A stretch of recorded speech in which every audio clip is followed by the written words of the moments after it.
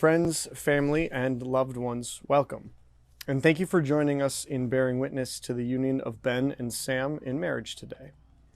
I have been privileged to know these two for many years, and I'm so happy to be here to share in this special day. Let me express here my admiration for the two of you. Ben, we first met, interestingly enough, at another wedding not far from here in West Michigan.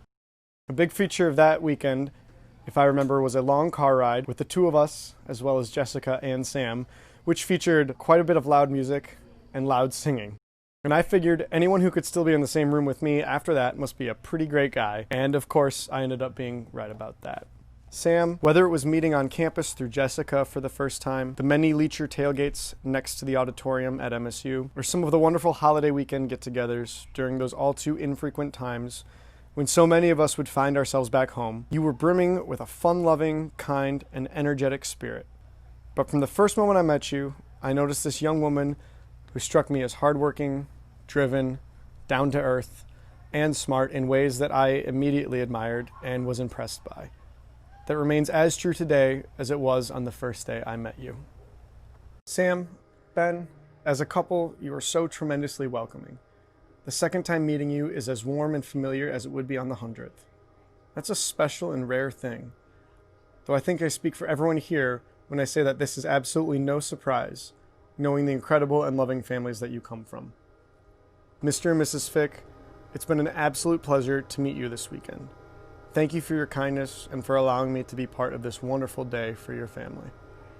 To the Leachers, what could I say about three incredible women and an amazing man who took friendship and turned it into what amounts to a second family for me and for many here. Sam and Ben, I look to my right and my left at those standing here.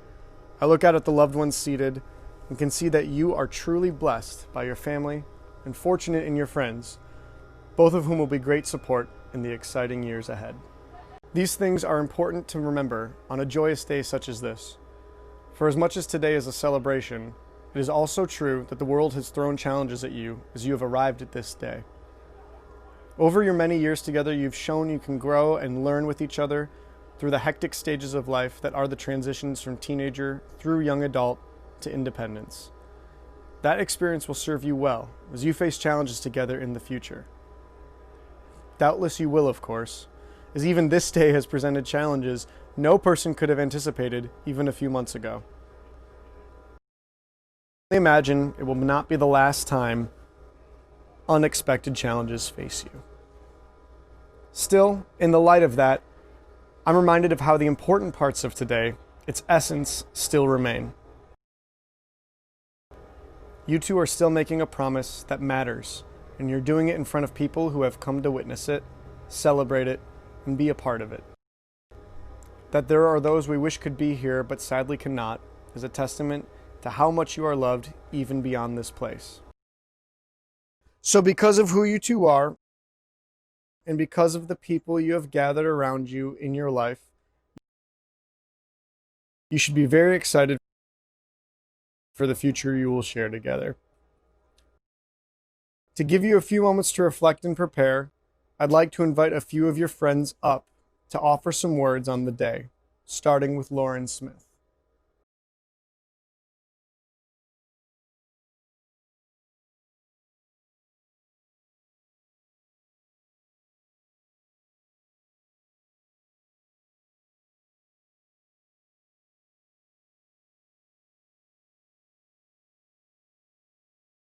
When looking for a reading, the title of this excerpt, The Chaos of Stars, caught Sam's attention because of her and Ben's love of stargazing. She also felt it captured her feelings about falling in love. I didn't fall in love with you. I walked into love with you, with my eyes wide open, choosing to take every step along the way.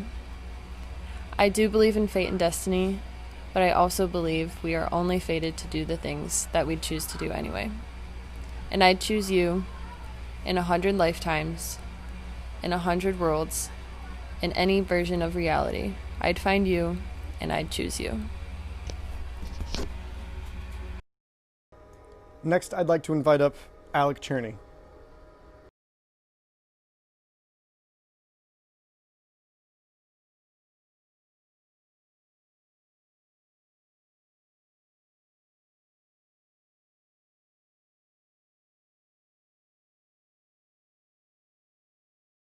Ben chose a quote by Albert Einstein in a letter on the universal force of love. Gravitation cannot be held responsible for people falling in love. How on earth can you explain in terms of chemistry and physics so important a biological phenomenon as first love? Put your hand on a stove for a minute and it seems like an hour.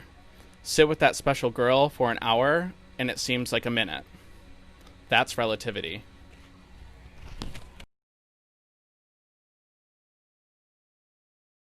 Finally, Sam and Ben have chosen a passage by author Robert Fulghum called Union.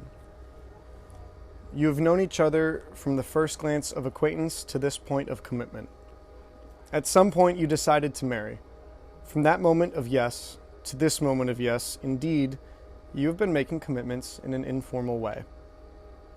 All of those conversations that were held in a car or over a meal or during long walks, all of those conversations that began with when we're married and continued with I will and you will and we will, all those late night talks that included someday and somehow and maybe, all those promises that are unspoken matters of the heart. All these common things and more are the real process of a wedding.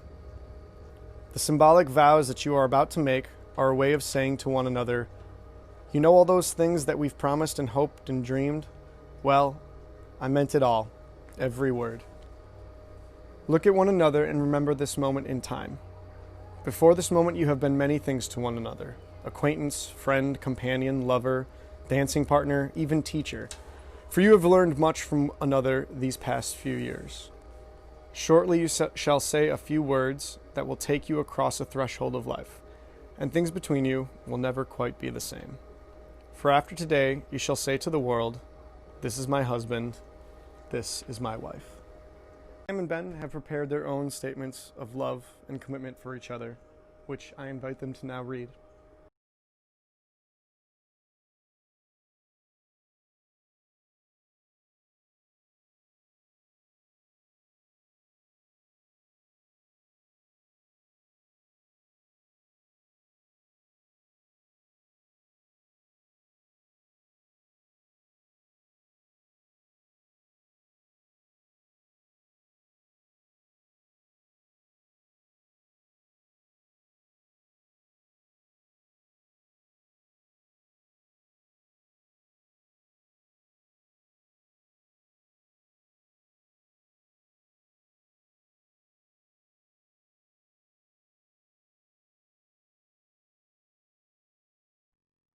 Sam, I'm about to say some nice things about you. While I know you will feel the urge to reciprocate, please try not to interrupt me this time. You'll have a chance to say all you want in just a second. 11 years. 11 years of movie watching and of laughter. 11 years of fancy dinners and friendsgivings. 11 years of early mornings and late nights and sweet dreams. 11 years of difficult moments and of tears at times. 11 years of silliness and inside jokes and of sass. 11 years of long conversations and of warm embraces, rainy days and adventures and growing together. And through it all, you've stood by me and given me so many reasons to fall madly in love with you. You have encouraged me to try new things and to pursue my passions.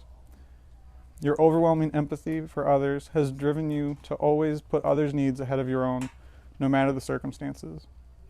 You have a genuine curiosity in the things that I enjoy and a fierceness with which you fight for what you believe in that is inspiring. You wear your heart on your sleeve in a way that I can tell exactly how you're feeling with just a look. You are unapologetically unique, quirky, and goofy. You are my one true love. 11 years, and today is just the next step in the long journey of our relationship. As we continue, I promise to give you space to explore and be your own person. I promise to give you grief when you haven't seen an iconic movie, that is, until you watch it with me. I promise that I will always be honest with you and share my thoughts and feelings. I promise that I'll call in our takeout orders at least occasionally. I promise to continue to communicate when things inevitably get hard, I promise to make you another drink when you slide your empty glass in front of me with that knowing look. And most of all, I promise to always love you exactly as you are and to continue to grow with you each day for the rest of our lives.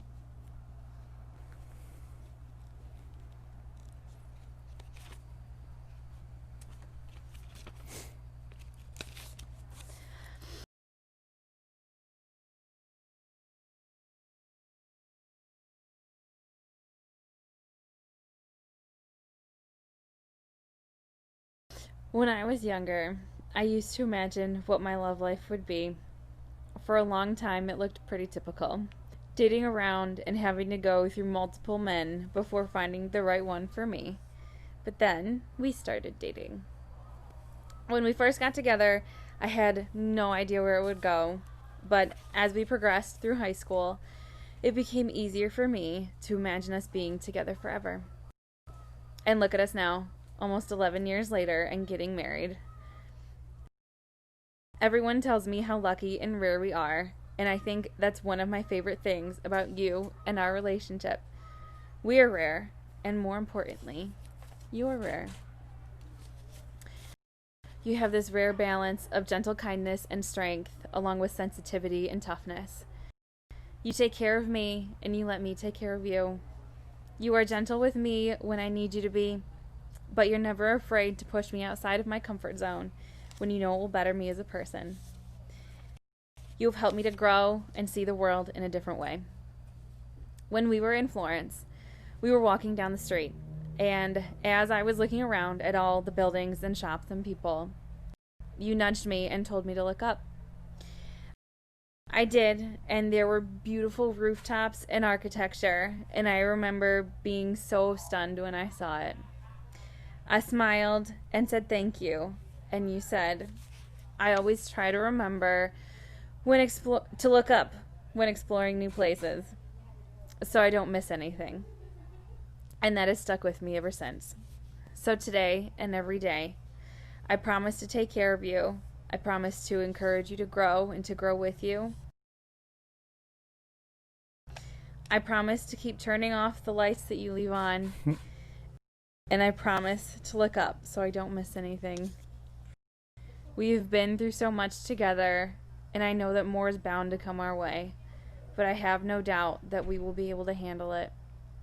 There are plenty of things in life that I know I cannot predict, but there is one thing that I am absolutely sure of, and it's us. I love you so much, and I am so happy and excited to share my life with you.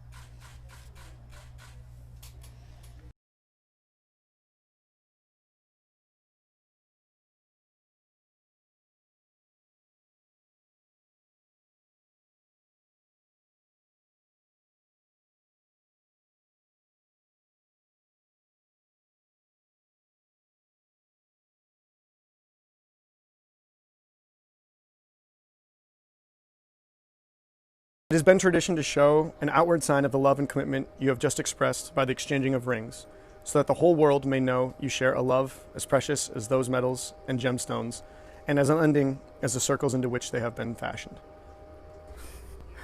So I just have one question. Ben, do you take Sam to be your wife? Of course I do.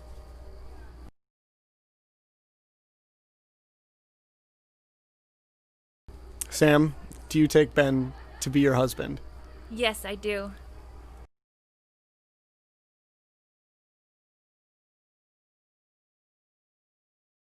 That's it. Ben, you have a wife. Sam, you have a husband. Congratulations, and you may kiss.